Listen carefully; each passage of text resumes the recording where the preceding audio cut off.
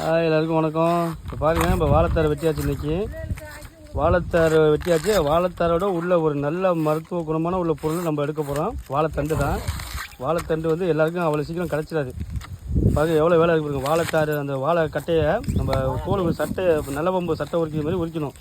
உரித்தா உள்ளுக்குள்ளே ஒரு தண்டு இருக்கும். அந்த தண்டு தான் அவ்வளோ மருந்து.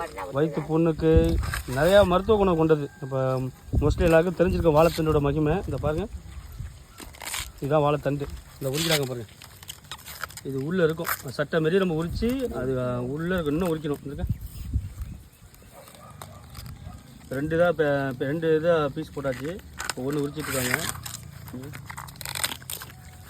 உரிக்க உரிக்க உரிக்க சட்டை மாரி வந்துகிட்டே இருக்கும். நல்ல பம்பு சட்டை கட்டதில் அதுமாரி வந்துக்கிட்டே இருக்கும். இது கடுமையான மருத்துவ குணம் கொண்டது. இது கிழங்கு தான் நினைக்கிறேன். கிழங்கு. ஓகே. ஓகே.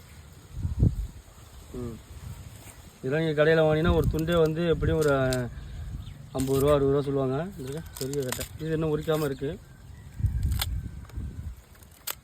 இன்னும் ஒரு லேயர் இருக்குன்னு நினைக்கிறேன். இந்த லேயர், ஆமாம், இதுக்கு இந்த ஒரு லேயர் பிச்சாச்சுன்னா வாழைத்தண்டு உள்ளே இருக்குது. வாரத்துக்கு ஒரு நாள் வாழைத்தண்டு சேர்த்துங்க. அவ்வளோதான் நல்லா உடம்பு.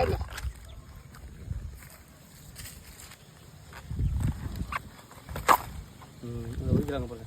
சட்டை மாரி உரிக்கணும்.